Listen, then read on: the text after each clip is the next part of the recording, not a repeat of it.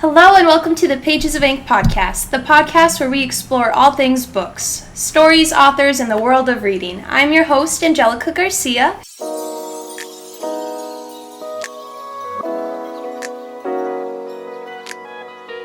And today I have a super special guest with me. Why don't you introduce yourself? Hi, I'm Logan from Zany Talks. Tell us about Zany Talks. Zany Talks is a, wild, wacky show where we talk about our lives, sometimes play games like we did last episode, and we're just kind of guys chilling out, having a fun time. Talking about our lives. And they film right here in Streetside Studio 7, just like the Pages of Ink podcast, and I will leave a QR code on the screen for Zany Talks so you can go check them out. What is your most recent episode that's been posted? It's been posted, depending on when this comes out, that depends. The one that just got posted was about travel. Oh, fun. So that we talked about a few of my travel trips, Eric travel trips, some things coming up. Super cool. So, yeah. What's the most interesting place you've been? Interesting place I've been? Alaska. Ooh, that sounds pretty cool. Did you discuss that in the podcast? I don't think we really talked about going to the places. It's more of the traveling to and go. Yeah. Airport stories. So. I bet that's going to be a fun listen. So definitely keep an eye out for that. But today we are going to be talking about the Imperium series, right? Imperium? Yes. Empyrean?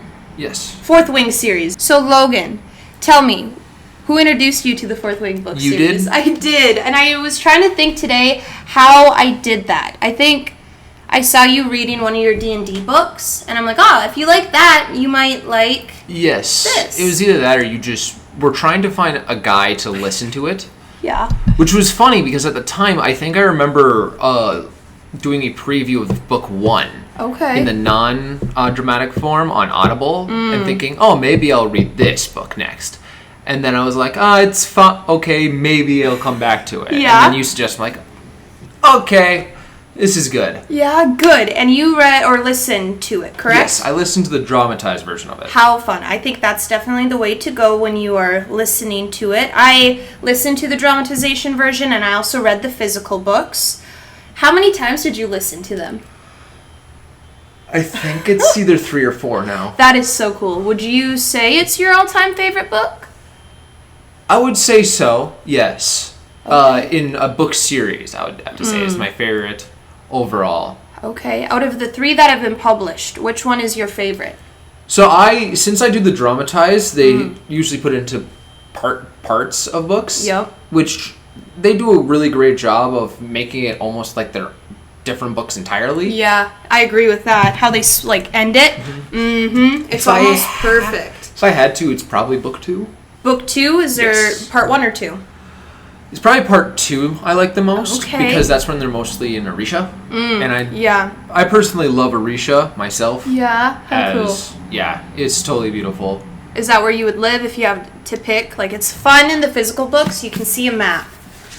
So, I'll put this on the screen. Okay, this is funny because this is how I envisioned the book or the map being in my head because I didn't get to see it. Oh, is this your first time seeing it? Yes, it is actually. That's fun. So I was like trying to do it in a book because I know Navarre has to take up a large portion of the map because, it's barrier, it's round, and it just made sense. But now it makes sense. And I totally thought Navarre had a border with the Barons, but they don't at all.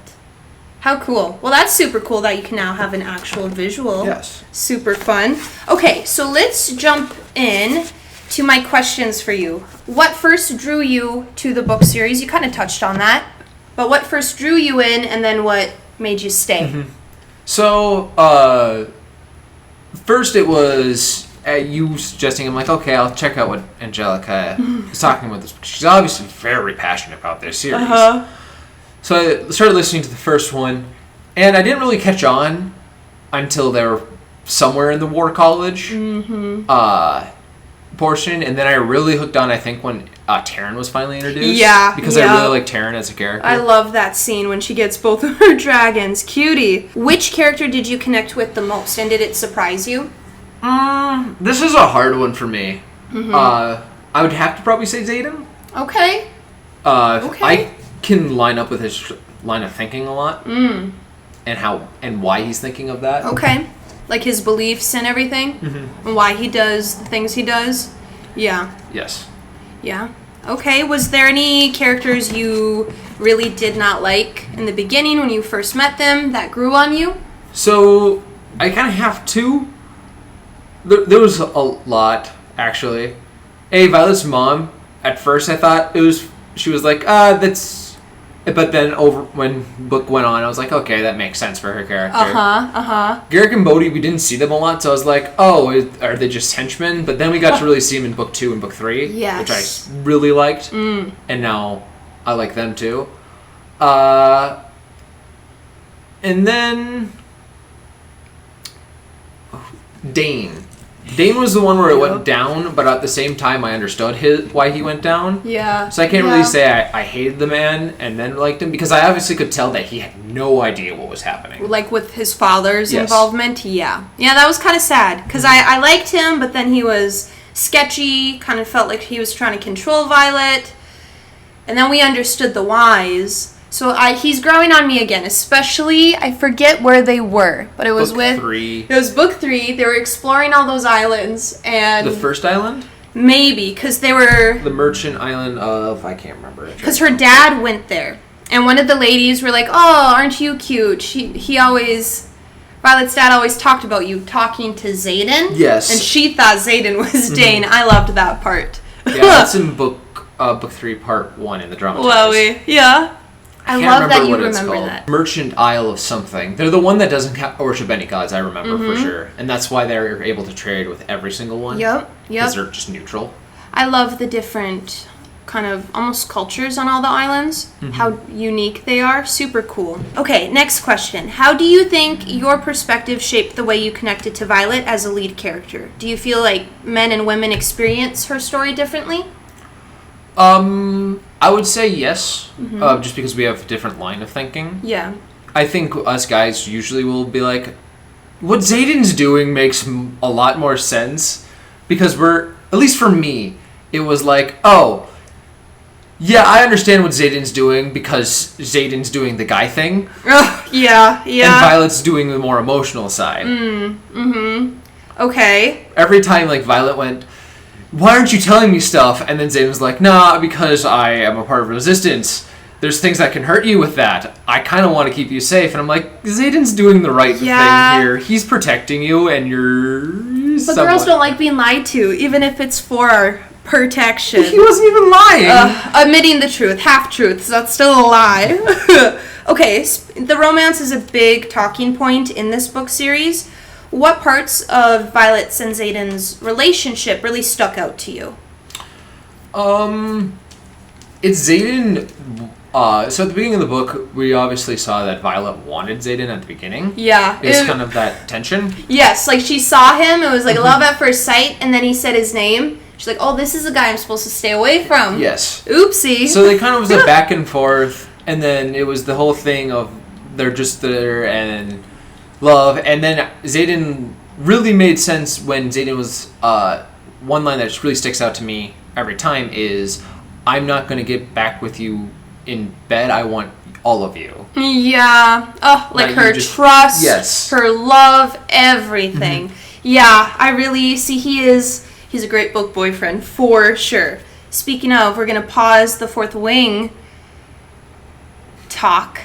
We're going to move on to a different book boyfriend, because I need the viewers to know my opinion and then Logan's opinion on who's the better book boyfriend, Xaden or Kingfisher from the Quicksilver book series. I'm a Kingfisher lover. Logan? I'm a Xaden lover. Yeah, he's a Xaden lover. So we definitely disagree on that. But we have Cass. She also films a podcast here reading the Quicksilver books, so she's going to be our tiebreaker. She's almost done. Although she did finish Quicksilver, not the Kingfisher POV, and she's still Team Xaden. So I may lose this battle. You may. I may. I still have to listen to Kingfisher's POV. You do. I think that will change your mind. Yes. I also do like Fourth Wing Better's plot and why they're lovers. The Quicksilver one was interesting because of the whole Bond thing. It kind of felt forced in a way. In a way. Yeah, it kind of felt like star-crossed, we're meant to be in love type situation, where Fourth Wing was like, we're going from enemies to lovers. Yeah. Do you like that trope, enemies to lovers? Yes and no. Yeah? Okay, why the no? Because it can be kind of get boring, like, we're enemies, oh, now we're lovers. But there's all of the tropes of, like, fighting by side and then falling in love. Yep. Which kind of happened at the same time. Yeah, for both books or Fourth Wing? Fourth Wing in general. It was somewhat enemies to lovers, but also not.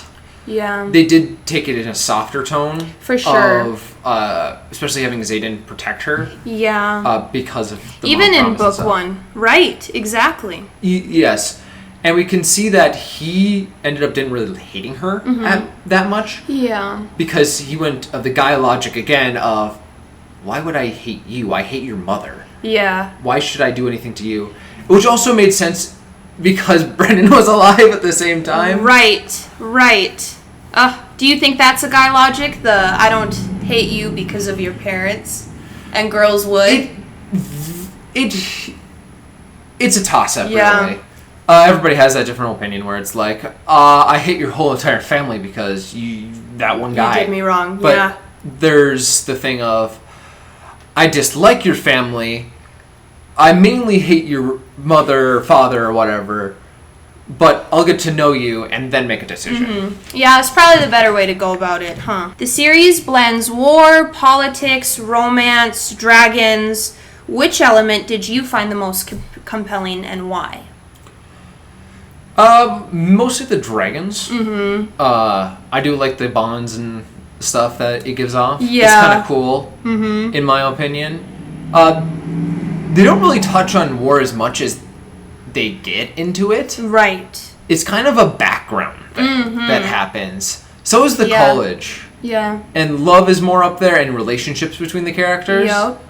Like, there are things that happen, but they're happening in the background where it doesn't make sense. College being the lowest one, surprisingly, on the list. Where we hear about it, and we get thrown into some of the college's activities.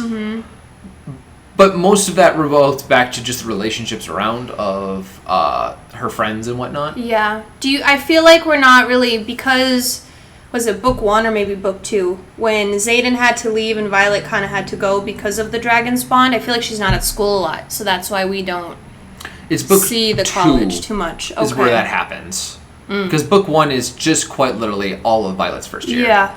We haven't got through her second year yet. Isn't that crazy to think about?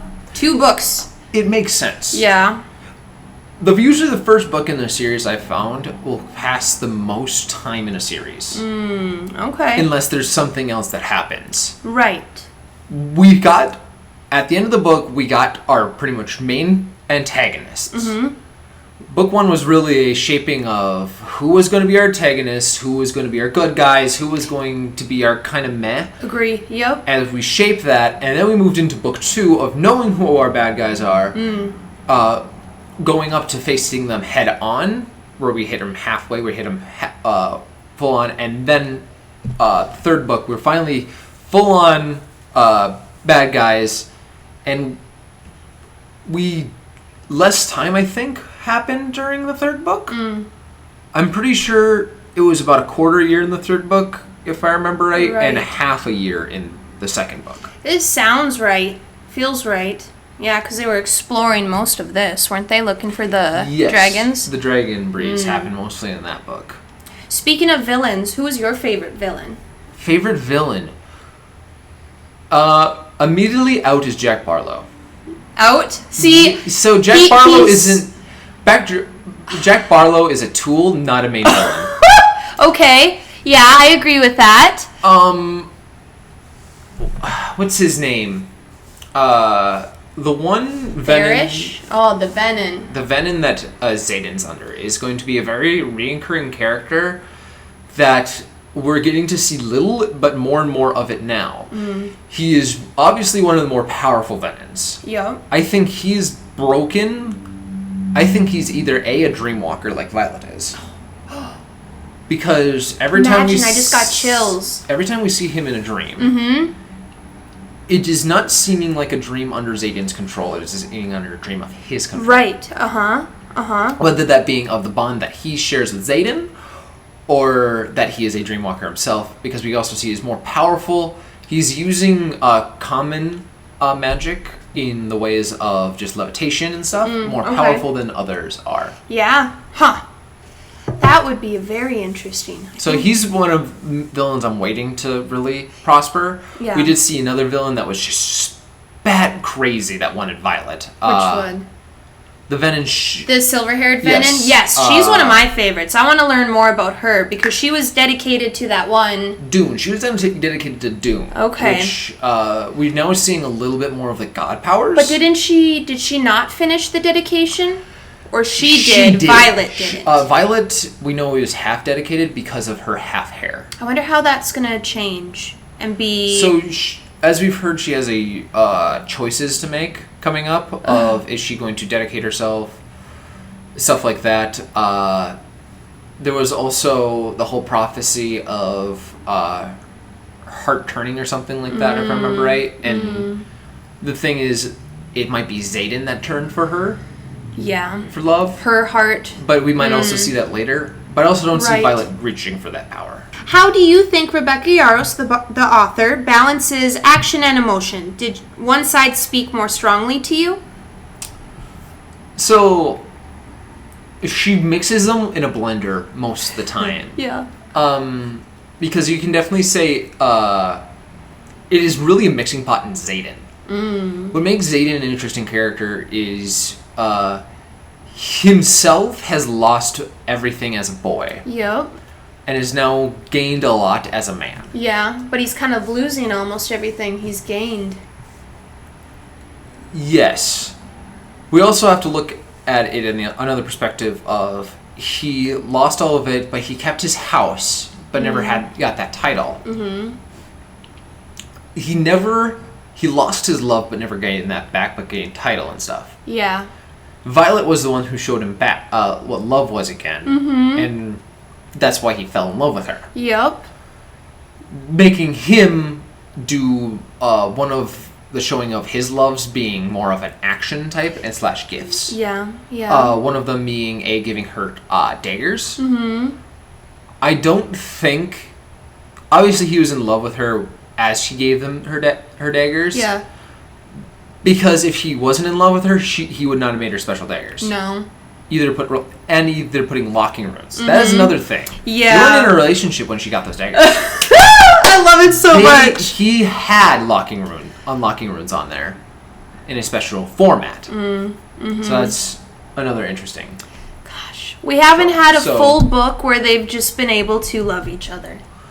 Yes, it's been on and off, and that's why I like the relationship between them two. Okay. And I find it more realistic. Okay. Is because a relationship does bounce back and forth.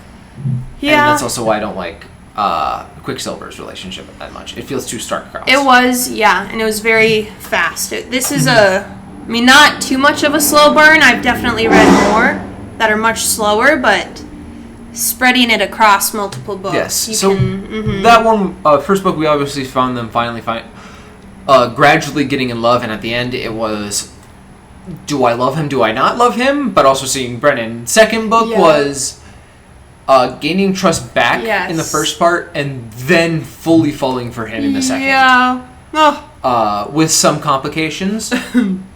But that was like normal arguments that I could see between those two. Yeah.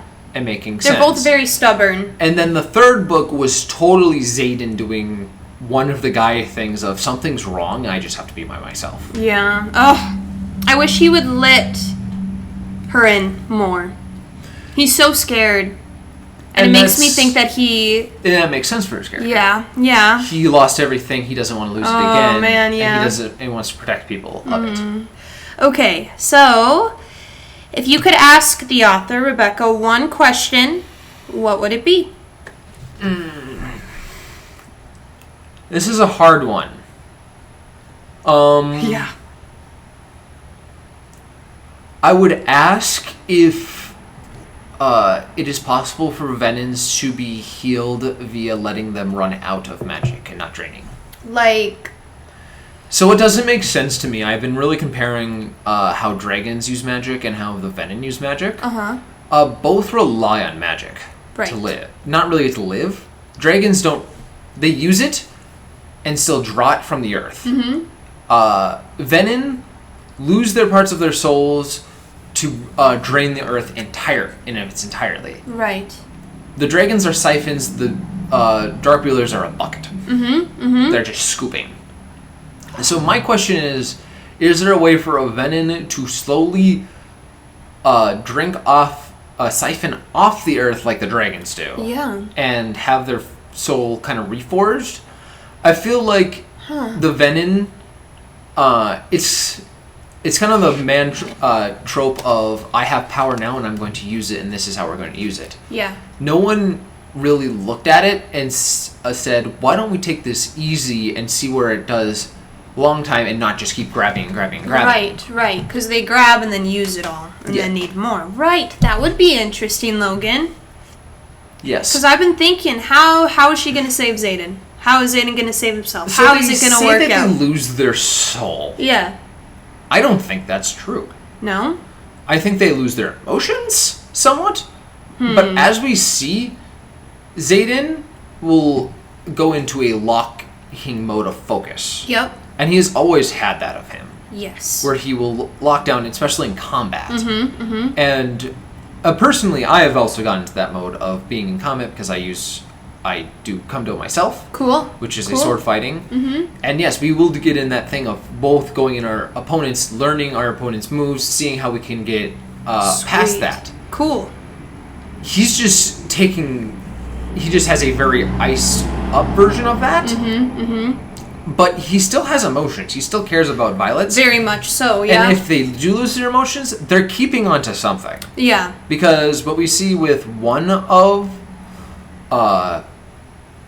Violet, the one that was chasing Violet, I can't remember their name right now. The girl, though, the silver-haired She did have emotion. I don't think a lot of people saw that. She was just very cocky. Yeah. And that's emotion in itself, right? Which, because she was more powerful, she knew she could take Violet on. But we could also see hints of anger, especially when she was taunting her about Dune's temple. Yep. And she's kind of, I don't know, jealous or scared of the other venin that is obsessed with the Xaden. It is jealousy because they're both racing for whose would be more powerful.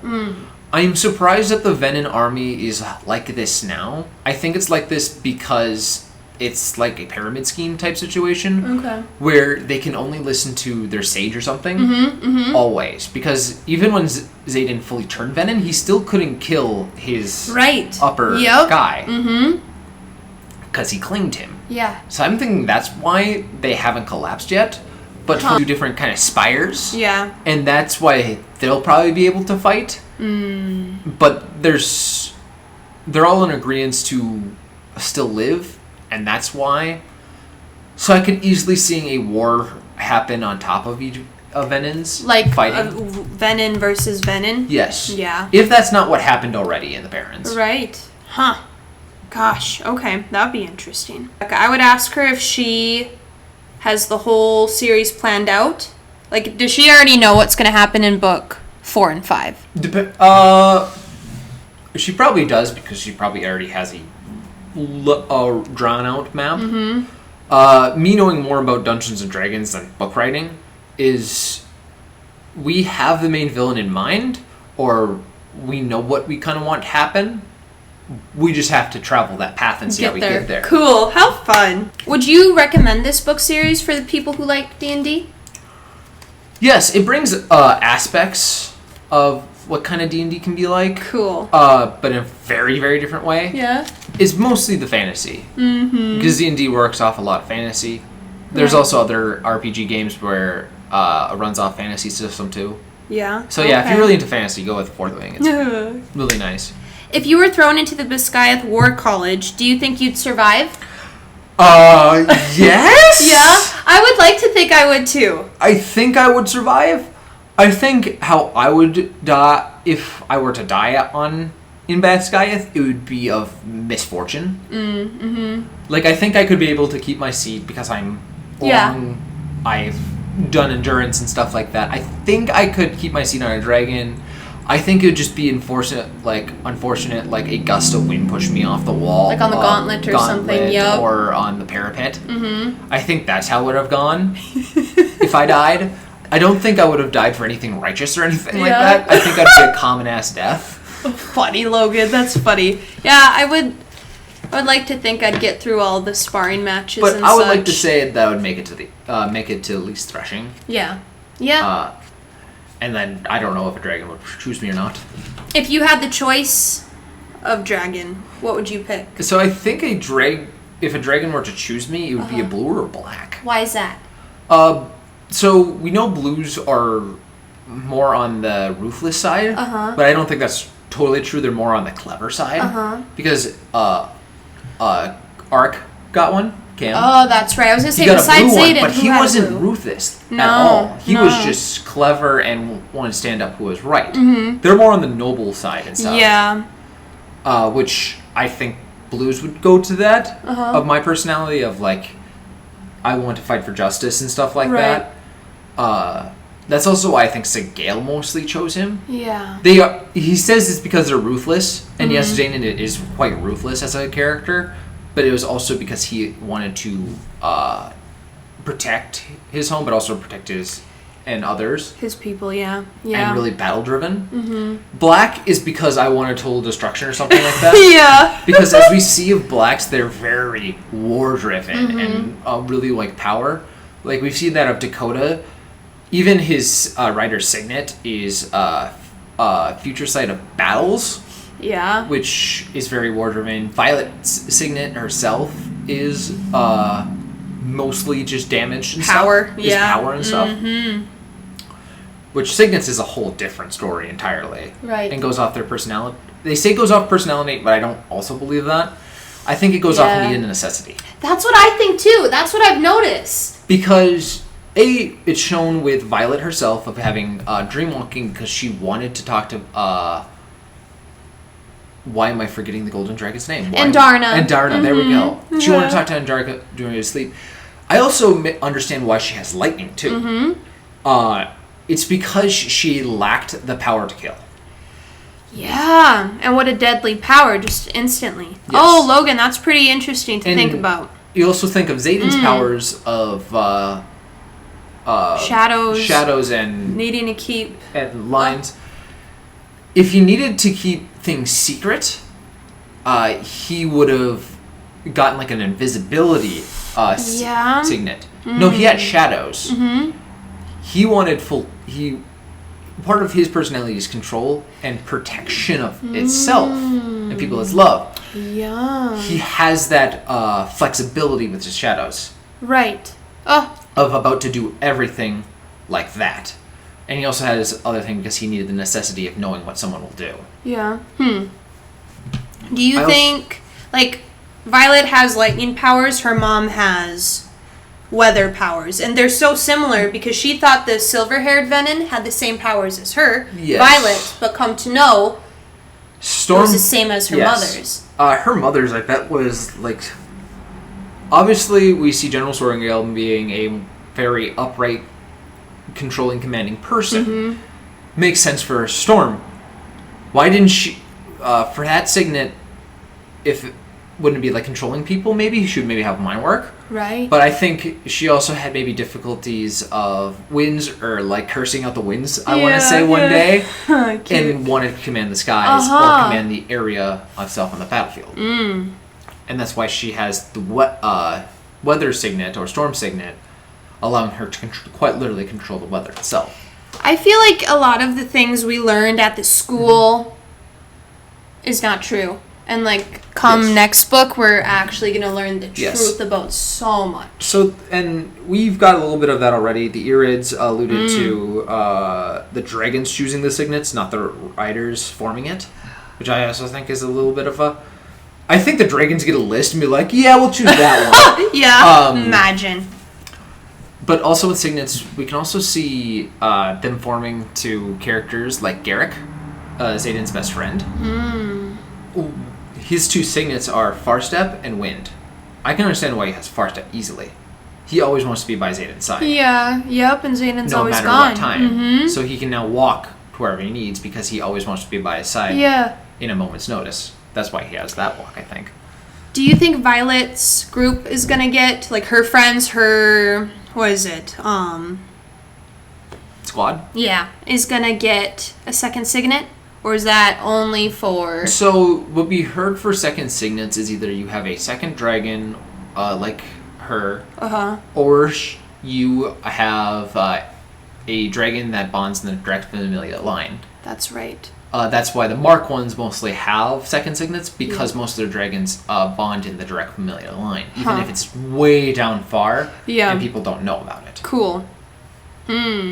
I'm excited. So they could get it if they decide if some of the Irids come and decide to second bond to the other squads, developing a second signet. But at the same time, the Irids have already said they don't want to join. This is baby Andarna when she liked to look like Terran, by the way. Nice. Okay. Cutie. Oh, sweet. That would be pretty cool, wouldn't it? Yes. So we'll see. I think some of the Irids might come back, because there's always a few of those outcasts, like we did see with that one Irid that came back. It felt like they wanted to help, but then, kind of like Xaden said, as soon as they saw him, they're like, never mind. Yeah, it was the three, and then Xaden obviously showed up and showed that he was Fennin, and it was explosive. We'll see, though. I think, we saw Arendana come back at the end of the third book. Yeah. I think it's because she couldn't get across the ocean. Really? Yes. With her wing? Yes, with her wing. That's why she came back. Yeah. But I also think the dragon that was a part of her den stayed then. Stayed with her? Yes. Oh. I don't think he went back unless he flew back all the way to say, "Hey, I'm teaching Andarna our ways. Yeah. Come find me on the continent if you want." Or he's bringing his whole thing to the continent underneath the wards to show the other dragons. I'm getting chills again. Either way, it would be so much fun. So we'll see. There's a lot of mysteries in the fourth book that will hopefully be answered. Oh, I hope so. Because it's supposed to be 5, right? I thought it was 5. It could be I hope it's 5. She could keep going and I'd be happy. So, they're supposed to be making a TV series on this book series. Who would you cast as Violet, Dane, and Xaden? So, if I remember right, they're being live action. I'm really nervous for live action. Me too. We've talked. We both wish it was animated. Because how cool would the battle scenes be? You could keep perhaps even the same voice actors from the audiobook. So, what is difficult with live action is you're not able to, make the characters look or feel like how they're supposed to be, truly. Agreed. It's the same thing with animated. But finding someone that's like the rest is going to be hard. Right. I'm also worried what's going to happen with the dragons. Because those are big CGI beasts. Yeah. And I'm hoping the budget's big enough where they make it realistic enough so it doesn't feel odd. I also hope they bring practical effects into it, or puppetry for some of the dragons. I think will help. Yeah.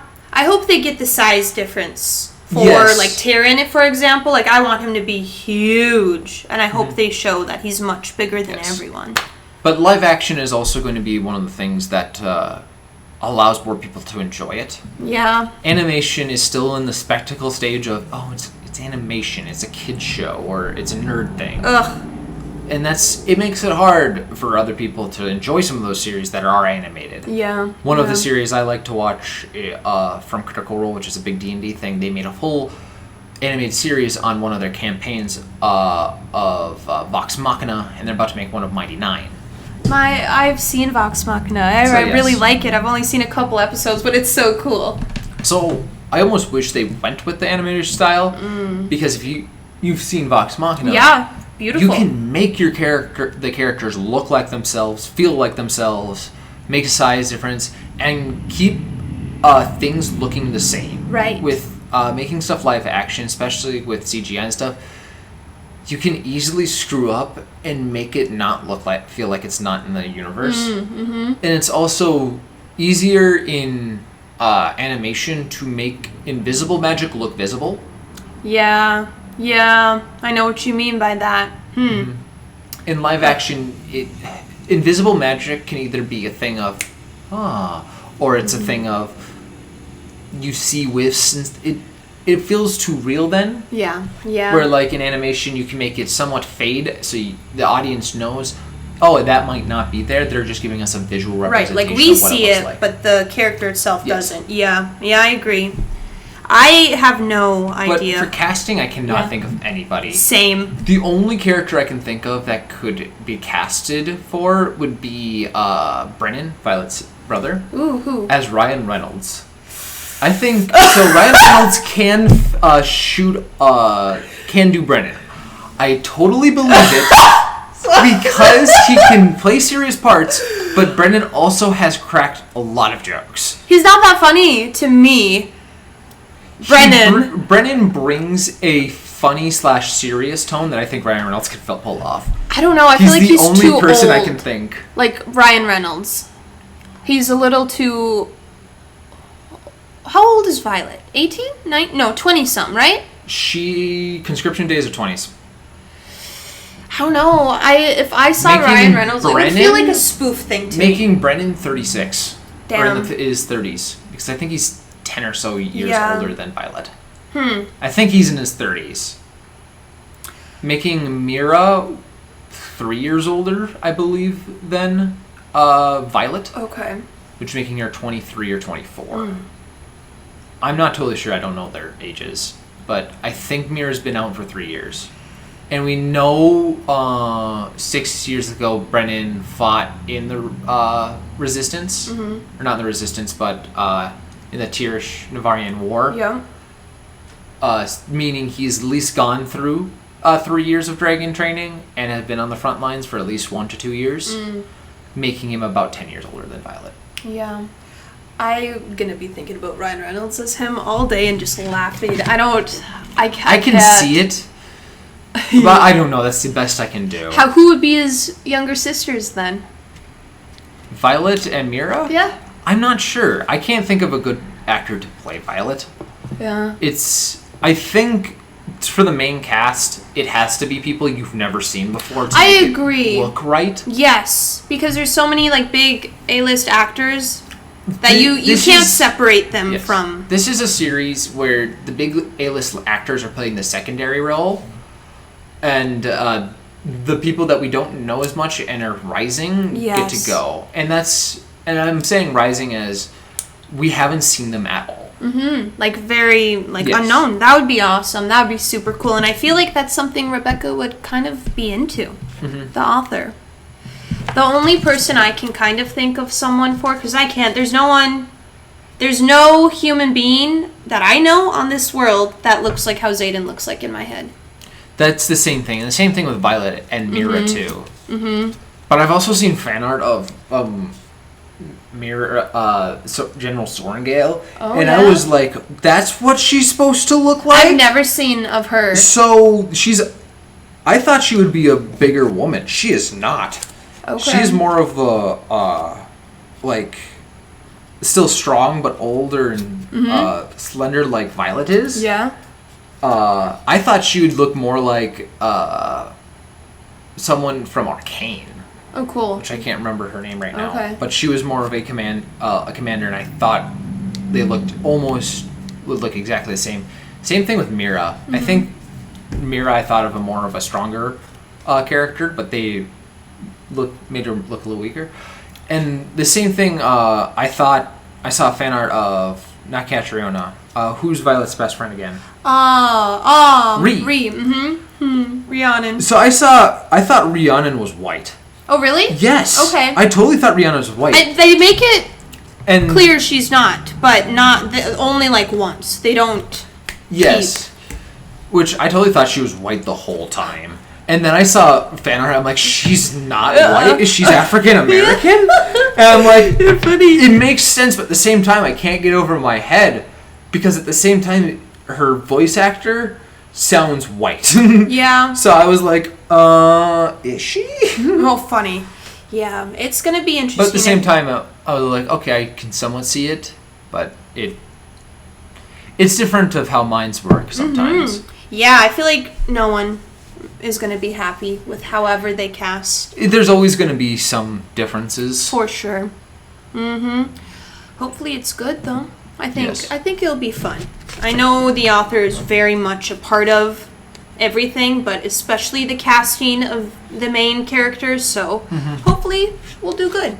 Which scene are you most excited or nervous to see adapted on screen? I'm mostly nervous for any scenes with dragons. Okay. I've already kind of brought this up. Yeah. It's all depending on how that CGI goes. If that CGI is not good, we're hoping for CGI in the way of the dragons in not Lord of the Rings, but House of Dragons? No, Game of Thrones. Those dragons, or I should call them drakes. They're technically drakes. There's a difference between all of these. I know them. Or wyvern. Yep. They need that realistic look to them. If they don't and look too animated or non-realistic, it can really throw off how some scenes look. Yeah, for sure. And also the look of Terran himself. Yeah. I'm really scared of how he's going to look. Like, I want him to look like have scars from all his battles. I want him to have scars of all his battles, but whenever time I look at or see Terran in my head, he has more of the head of Godzilla, or the modern Godzilla, where it's more flat, and then he would have those horns. But by the sounds of it, and how everybody has him as, he has the classic dragon of a lot of horns and spikes. But it's like, okay, I can see that, but I think he'd look better if he had less spikes on his head and just like two big horns. Like big, yeah. And more of a flat top. It would be kind of cool if for all the different colors of dragons were kind of different too, you know? I'm guessing they're going to, because there's different dens and stuff. Right. And all their tails. I'm excited for all that. So I'm hoping the different dens and colors of dragons look mostly different and don't just look like a recolor of the last. Especially, the dragons themselves have different personalities. We cannot just treat them like they're background characters that look the same anymore. The dragons have to look different enough for us to see, like, oh, that's Atrum, that's without them Terran, even talking. Yeah. Because we're only going to hear, and I'm going to curious what their heads how they're going to do it. I hope it's like communication in the head and not them actually talking. I hope it's how it is in the book, for sure. If they don't do it like that, that's also going to be a thing that people are just going to be like, that doesn't make sense. For sure. They also, another thing they have to do is give facial expressions to while they're talking. Yeah, like to the dragons? Yes. Terran, it's given multiple times that Terran does make faces at Violet. He rolls his eyes a lot. He rolls his eyes. He looks skeptical at Violet a few times. So they have to give enough facial expressions to make it look realistic, but not animated as an in-person. So I'm very interested to see how they do this. Me too. I'm nervous to see Liam's death on screen and to hear the dragons die and scream and cry for their oofta. I loved Liam as a character, but it also made sense for him to die. So yeah, it was good. Not good, but I think it was important for Violet and Xaden's growth. Together and separately for Liam to die, unfortunately. But I'm gonna be interested because something tells me that Liam's not. Well, actually, Liam is dead, but I think we'll see more of him in later books. Like in flashbacks or the dreams or something. Yes. So there's a line that in the interrogation where she's seeing hallucinations that make me feel that he's not a hallucination. Yeah. In that Malik is giving him or showing him to Violet or something like that. Because obviously we've seen that the gods chills again are somewhat wrathful towards the Venin, especially betrayers like Dune. Because at the end of the third book, Violet stabs a part of Dune's temple into Phenophyli, or whatever her name is. Yes, I feel like I can see her name, but I don't know how to pronounce it. Oh. And then she obviously burned up. So we do see some powers of God coming in. Yeah. I'm hoping. I hope we don't make the main character overpowered, like I've seen in so many other fictions, where the main character just keeps getting more and more powerful. Like Violet, or this mostly happens in other shows where character has this ability just to keep gaining and gaining power. But if at some point they gain too much power, where they just become somewhat like a god and just doesn't make sense anymore. Where we're still at the point of, especially, we have downsides to the signets of burning out and stuff. Yeah. Which I hope we keep up. They obviously can build up their endurances. I'm liking to see that there's hard work and they can build up their tolerance to burnout and magic flow. Right, yeah. Because I feel like Violet's doing a little better with that. I know she has her little orb thing, but... Oh, she's doing way better. Think at the beginning of at least That's right. the first book, she was only able to do like 10, 15 strikes. Now she's able to do like 40, 50 without hitting burnout. Yeah, cool. Oh, what a fun book series. You really do feel, especially her growth in each book. Do you think Violet and Xaden's relationship feels realistic, or is it more of like a fantasy ideal trope? Because we talked about how they were enemies to lovers. I feel like enemies to lovers would not be a thing in real life. Like, that would just be like toxic. Yeah. Their relationship in the books, I feel, are a lot of realistic. They're having troubles understanding each other.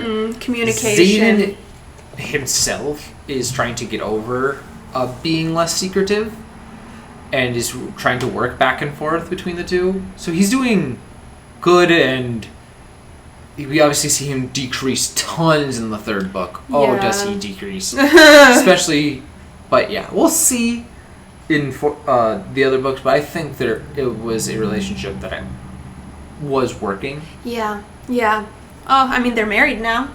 Yes, they are technically married. They're married, so... Even though she does not remember her own wedding day. Oh, what a life that would be. That would suck. But who knows? She might get those memories back. I forget her, Imogen. Can she... So she can wipe memories. Can she give them back? I don't know yet. Yeah, I don't think that was said, has it? We'll see, because we obviously know signets can grow. I think it's a thing where as her signet grows, she might be able to give them back, or it's going to be a triggering effect, where she's going to start getting flashbacks or something. Yeah. Ugh. Like, I don't think it's a fully erase. I think it's just a blocking method. That'd be good. Yeah. But whatever happens, I think we'll eventually know what happened that day. I also feel that at the end of that book, I think Taryn and Sigale aren't mated anymore. Okay. I was feeling something too, like they were, because didn't he go and have like long conversations with Sigale Taryn? Like, they had to talk a lot ever since Xaden started to turn venom, and she stayed.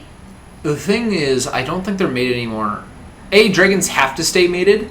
The only reason, or bonded, they stay bonded forever. They cannot break that connection. The same thing with riders, but we have seen that bond break before. Yeah. We saw that break with Andarna and... That's right. And since Irits are mostly sound of magic, I don't think Irits really have to have a rider to channel magic properly, or at least they have developed themselves to be able to wield magic without using a rider. So I think some Irid, if it was Andarna's mentor or whatever, broke Sigale and Taryn's bond, because if I remember right, at the end of the book, Andarna said he's sleeping it off. If I remember right, in the final parts of where she's still awake, Taryn was awake. I don't know. Taryn was awake and yelled something at Violet, if I remember right. He wasn't knocked out. Yeah. He was just captured by the net. So I think his bond was broken with Sigale, and that's why he's sleeping. That'd make me sad. It would also make the most sense, though. It would. Because then it will allow Sigale and Taryn to separate more. But, oh my gosh. Imagine that's how book 4 And I've already opens. said that whenever a dragon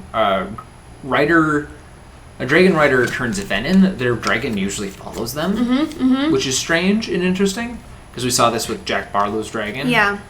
How he manipulated her. Like, controlled her. Like, her eyes were milky, even. So I think she was controlled, and then Jack killed her, and then made her, like, a undead kind of golem thing. Because clouded eyes, I think it actually meant she was dead. Oh.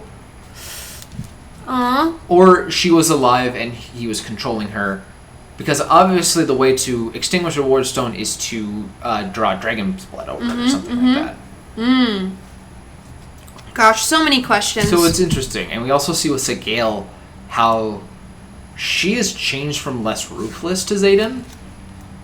Since turning Venom? Yes. Yep. So she was mostly... But when he turned fully Venom, it seemed like she was more sympathetic to him.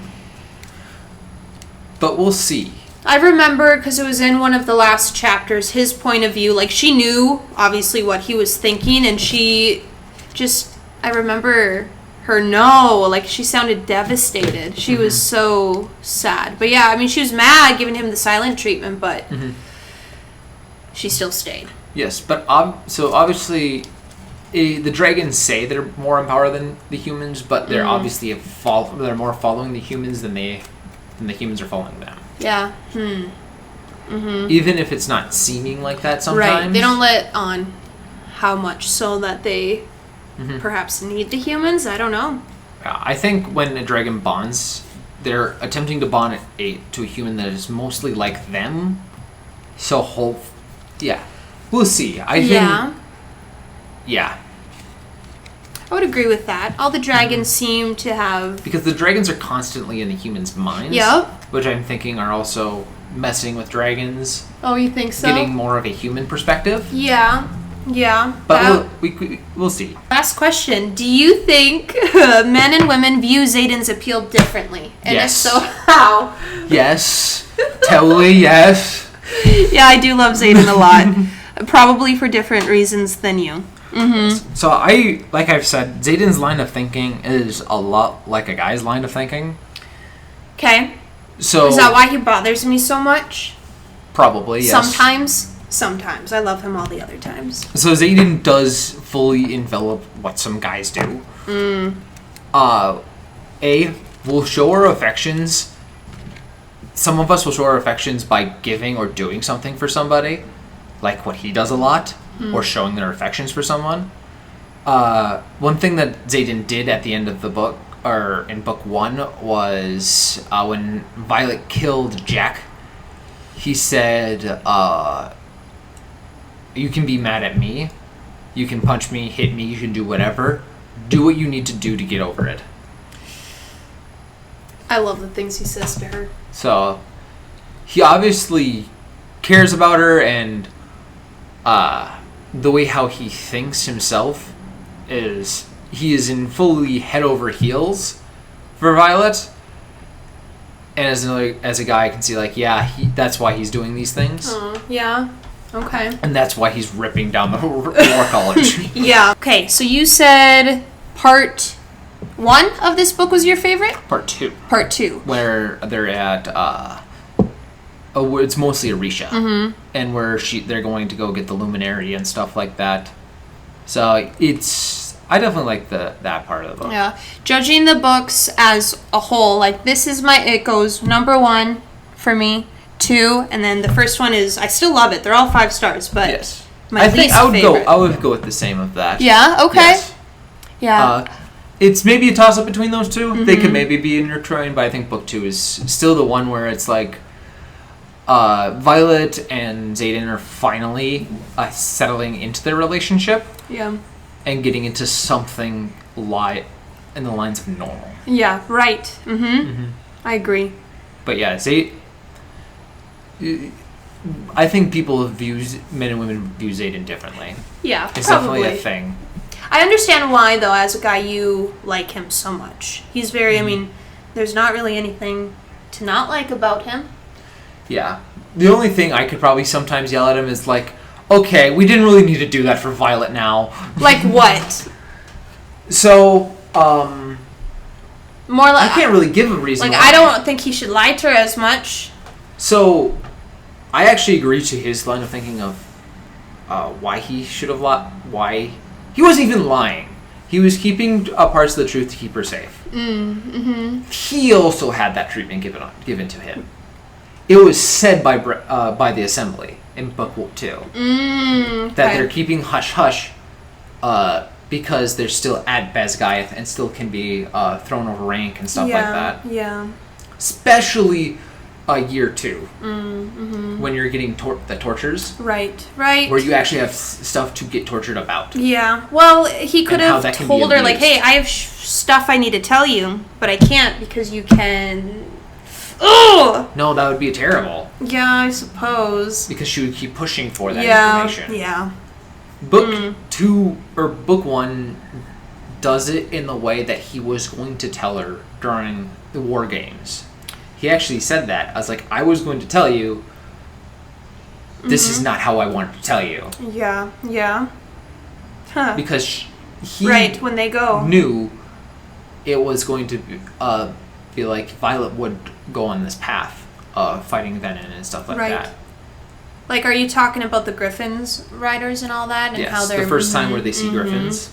Yeah, her whole world just came crashing down, didn't it? Everything she grew up believing. Just to be told it's a lie, that would suck. For sure. So they saw the whole Resin. Yeah.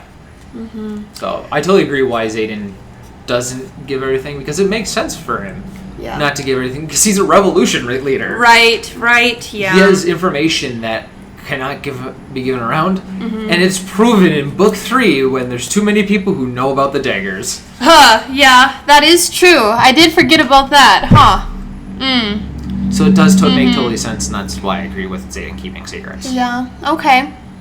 Anything else that you didn't like about Xaden? I don't know if I could really say I didn't like anything much about Xaden. Okay. How about Violet? Violet? So we're in Violet's head the most. And the reason why I love Terran so much is he's the kind of the voice of reason of like, stop, no. Yep. You're putting too much emotion into this. Just stop. Gosh, I wish I had a Terran for that reason sometimes. But yeah, at the same time, Terran chose Violet. I think that's how Terran usually bonds to his humans. Is he has other dragons tell him what's kind of happening and what's on the battlefield. Yeah. It would be interesting to learn more, and he doesn't like talking about him, but about his first rider, or his last rider. His rider before. Because I'm pretty sure Terran is one of the most revered battle dragons. Yep. I think he's in his hundreds. Wow. So he's at least, if we go by human ages and how much dragon riders die, he's at least had about 10. Wow. Maybe 5 to 10, somewhere in there, I would have to say. Okay. He at least had a few that maybe didn't make it through Basgiath, and a few that made it into active service, like Nolan. Yeah, I want to learn more about Nolan a lot. I feel like... So I think if any of Terran's riders didn't make it, or made it through college by Basgiath, they never died in service, except for Nolan, because Nolan did the thing. What if Nolan didn't die, and he's a Venom, and Terran knows that, and they separated, and that's why he's like, you're going to be my last rider. And what if that's why Sigale stays with Xaden, because she knows... I don't know. So many questions. I don't think Nolan's a Venom. No? It doesn't you think make he's dead? sense. Yeah. Okay. He's either dead, or in Brennan. In Brennan? Yes, because he siphoned power. Imagine that. So as we see with siphons, if they siphon enough, or it's a thing they can do, is they can use another rider's signet that's next to them. He obviously somehow used Brennan's signet to bring him back to life, or bring him from the brink of death. I would agree, or that would make sense. And we've also... So I think he ended up burning out is what happened. Yeah. And obviously Nolan knew how to make runes, which also makes me think he was also a Tierish citizen. Okay, cool. And he knew knotwork and knew how to do runes. Cool, yeah. That would make sense, wouldn't it? He also Brennan woke up in caves, so we don't really know what happened to Nolan. Right. He just kind of vanished. Yeah. There was no body or anything discovered. And that's just one of the things in the book where I'm still trying to figure out. they obviously figured out how Brennan died. They knew how he died because he got an arrow in the chest from Xaden's father. They saw him fall off, but there was no body. Yeah. So I would have to guess. I don't know. And then not seeing Marv, Brennan's dragon, there's so many open holes where it doesn't make sense anymore. I agree. That's why I'm desperately waiting for book 4 so badly, because I have so many questions. Yeah, there's so many holes in that plot. And Brennan also having the rune on his palm, which would make me think when that she woke up at the end, because she mentioned something in his hand, because she's like, oh, what's that in his hand? No, that's the rune that's how he's still alive. So by piecing things together, he got the rune when Nolan did the siphon, and that was how he's able to heal him. I'm not sure how that signet power would really work. Okay. That'd be cool. Well, that's all my questions, Logan. Thank you so much for coming on the Pages of Ink podcast to discuss the Fourth Wing books with me. Anything you want to say to the Pages of Ink viewers before we sign off? Keep your minds open while reading books. Yeah. I personally like this book, but did not know the book had spicy content into it until I got to the first spicy content page. And then went crazy. Were you at work? Yes, I was at work. God, I also want to make it known that I like skipping those scenes because they make them mildly uncomfortable when I'm working. Poor guy. Yeah, that would suck. So keep your mind open. Even if you do not like spicy scenes in books, you can always skip over them. I also give the thing of when you skip over them, go to the end of the spicy scene because it's usually something important why they stop having sex. Yes, exactly. I was going to say, sometimes there's very important dialogue in between all the spice, but yes. You can fully jump over spice scenes and just go to the end. That's the most important part because they usually get interrupted or they're going somewhere else. That is so funny. Okay, well, thank you so much to everyone who watched today's episode. If you liked it, please give it a thumbs up and be sure to subscribe to the channel. As always, happy reading. I'll see you next time. And remember, every book has a second chance to inspire. Bye, guys. See you later.